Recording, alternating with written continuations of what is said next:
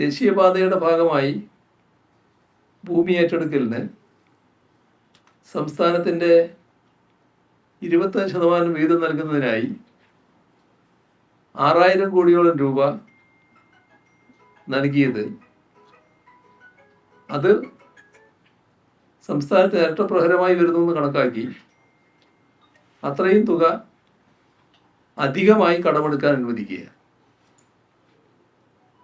അവശ്യ മൂലധന ചെലവ് നിലനിർത്തുന്നതിനായി GSDPയുടെ 0.5% ഏകദേശം 6650 കോടി രൂപ അധികമായി കടമെടുപ്പിനുള്ള അവസരം ഈ വർഷവും അടുത്ത വർഷവുമായി നൽകുക.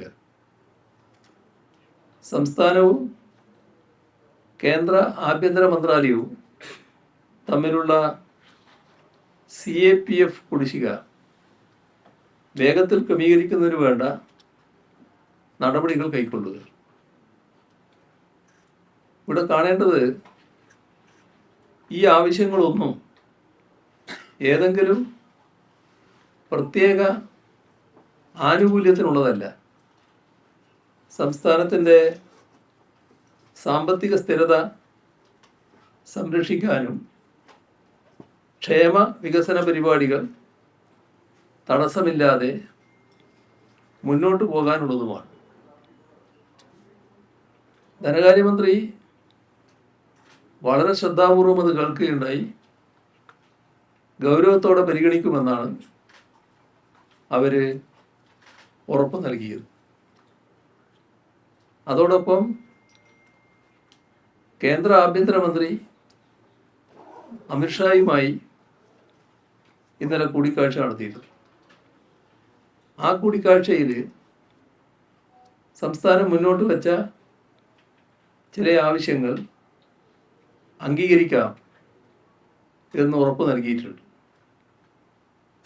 ഒന്ന്, കേരളത്തിൻ്റെ തീരദേശ സുരക്ഷ വർദ്ധിപ്പിക്കുന്നതിനായി പൂർണ്ണമായും കേന്ദ്ര സാമ്പത്തിക പിന്തുണയോടെ ഇന്ത്യ റിസർവ് ബറ്റാലിയൻ്റെ ഒരു പ്രത്യേക യൂണിറ്റ് അനുവദിക്കും.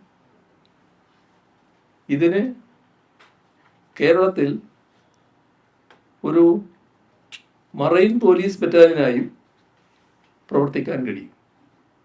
അപ്പോൾ തീരദേശ സുരക്ഷയ്ക്ക് വേണ്ടി മറൈൻ പോലീസായി അവരെ ഉപയോഗിക്കാൻ കഴിയും വിധമാണ് അത് സ്ഥാപിക്കുക. മറ്റൊരു കാര്യം ആവശ്യപ്പെട്ടിരുന്നത് ഒരു ദേശീയ ഫോറൻസിക് സയൻസ് സർവകലാശാലയുടെ ഒരു പ്രാദേശിക ക്യാമ്പസ് അനുവദിക്കലായിരുന്നു. അത് കേരളത്തിൽ അനുവദിക്കാമെന്ന് പറഞ്ഞു.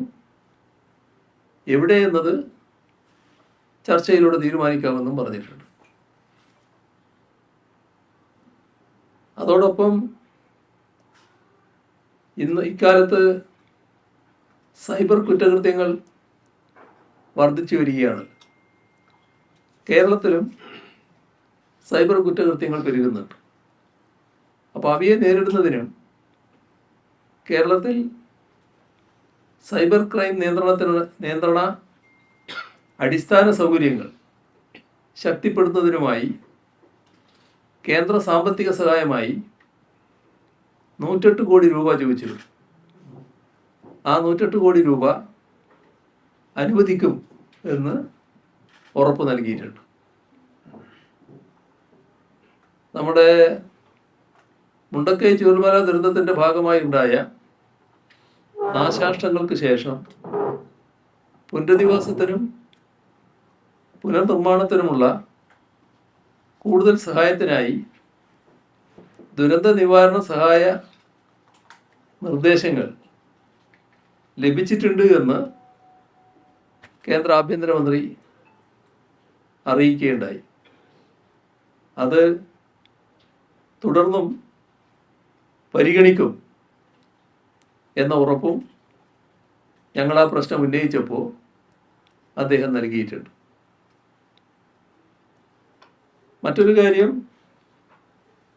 LWE ബാധിത ജില്ലകളുടെ പട്ടികയിൽ കണ്ണൂർ, വയനാട് ജില്ലകൾക്ക് സുരക്ഷാ അനുബന്ധ ചെലവ് ആവശ്യമായ സഹായം തുടരും എന്നതും ആഭ്യന്തരമന്ത്രി അറിയിച്ചിട്ടുണ്ട്.